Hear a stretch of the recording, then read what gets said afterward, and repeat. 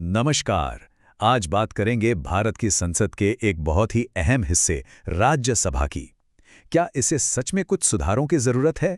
चलिए रेखा सक्सेना के काम के आधार पर इस सवाल की तह तक चलते हैं। तो चलिए सीधे मुद्दे पर आते हैं। एक बहुत बड़ा सवाल है और सवाल ये है कि क्या भारत की राज्यसभा, जिसे बनाने का मकसद था राज्यों की परिषद होना, क्या वो आज भी अपना वो काम कर रही है या कहीं वो अपने रास्ते से भटक तो नहीं गई है? इसी की पड़ताल करेंगे आज हम। अब इस बड़े सवाल का जवाब ढूंढने से पहले एक कदम पीछे चलते हैं और ये समझने की कोशिश करते हैं कि आखिर ये राज्यसभा है क्या। मतलब इसकी बुनियाद क्या है, इसे बनाया ही क्यों गया था।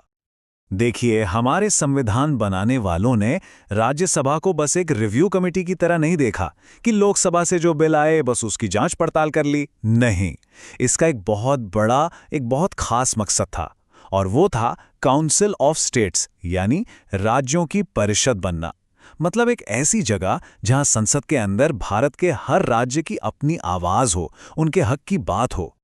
पर अगर हम दुनिया भर में देखें ना, तो मोटे तौर पे दो तरह के सिस्टम दिखते हैं।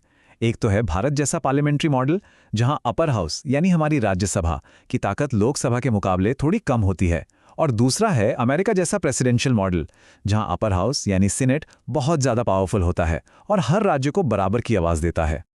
तो चलिए अब जरा टाइम में पीछे चलते हैं और उस असली सोच को समझते हैं, उस विजन को देखते हैं जिसके साथ राज्यसभा की नींव रखी गई थी। तो हुआ ये कि जब 1950 में हमारा संविधान बना तो राज्यसभा को दो बहुत बड़ी जिम्मेदारियां दी गईं।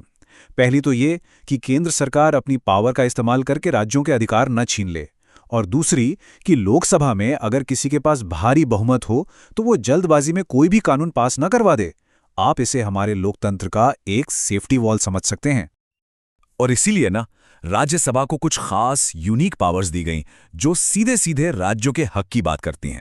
जैसे सिर्फ राज्यसभा ही नई ऑल इंडिया सर्विसेज जैसे कि आईएएस या आईपीएस बनाने की शुरुआत कर सकती है, या फिर अगर देश के लिए बहुत जरूरी हो तो स्टेट लिस्ट के किसी सब्जेक्ट पर कानून बनाने की इजाजत भी संसद को सिर्फ राज्यसभा ही दे सकती है। ये शक्तियां दिखाती हैं कि ये सदन वाकई में राज्यों का सदन है। लेकिन क्या ये तस्वीर हमेशा ऐसी ही आदर्श बनी रही? नहीं, समय के साथ इस मजबूत ढांचे में कुछ दरारें पड़ने लगी। तो सवाल यही उठता है कि आखिर गड़बड़ शुरू कहां से हुई? सबसे पहली और शायद सबसे बड़ी दिक्कत, प्रतिनिधित्व में असंतुलन। सीधे सीधे कहें तो राज्यसभा के अंदर हर राज्य की आवाज का वजन एक जैसा नहीं है। ये जो असमानता है ना, वो सच में चौंकाने वाली है। जरा सोचिए, एक तरफ उत्तर प्रदेश है जिसके पास 31 राज्यसभा सीटें हैं, और दूसरी तरफ मिजोरम जैसा छोटा राज्य है जिसके पास सिर्फ एक सीट है। अब जाहिर सी बात है, जब सीटें आबादी के हिसाब से बटी हों तो छोटे राज्यों की आवाज संसद में कितनी दब जाती होगी। फिर आया साल 2003 और एक ऐसा बड़ा बदलाव हुआ जिसने राज्यसभा के कैरेक्टर को ही बदल दिया। डोमिसाइल की शर्त, यानी आप जिस राज्य से सांसद हैं वही के निवासी होने की शर्त हटा दी गई। सोचिए, पहले यह जरूरी था कि आप जिस राज्य की आवाज बनने जा रहे हैं आप वहीं के हों, लेकिन इस नियम के हटते ही राज्यों और उनके सांसदों के बीच का वो जो सीधा कनेक्शन था वो बहुत कमजोर हो गया। और इसका नतीजा क्या हुआ? नतीजा ये हुआ कि राज्यसभा की खूब आलोचना होने लगी। उसे पॉलिटिकल पार्किंग लॉट तक कहा जाने लगा।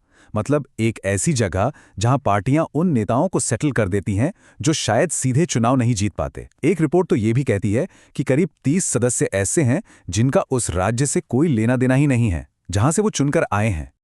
और बात सिर्फ बाहरी उम्मीदवारों की नहीं है। 2016 का एक आंकड़ा एक और भी ज्यादा चिंताजनक तस्वीर दिखाता है। उस वक्त राज्यसभा के करीब 23% सदस्यों के खिलाफ क्रिमिनल केस चल रहे थे।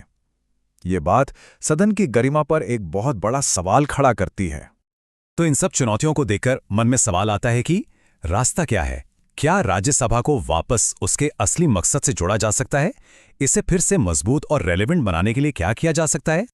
इस पर एक्सपर्ट्स कुछ बहुत ही ठोस रास्ते सुझाते हैं। पहला, हर राज्यों को बराबर सीटें दी जाएं, जैसा ऑस्ट्रेलिया में होता है, ताकि छोटे राज्यों की आवाज भी बराबर दम से सुनी जाए। दूसरा, चुनाव का तरीका बदला जाए। सिर्फ एमएलएज ही क्यों, पंचायत और नगरपालिका के सदस्यों को भी वोटिंग का हक मिले। और तीसरा, जो 12 सदस्य राष्ट्रपति नॉमिनेट करते हैं वो सच में अपने फील्ड के माहिर लोग हों, ना कि किसी पार्टी से जुड़े हुए।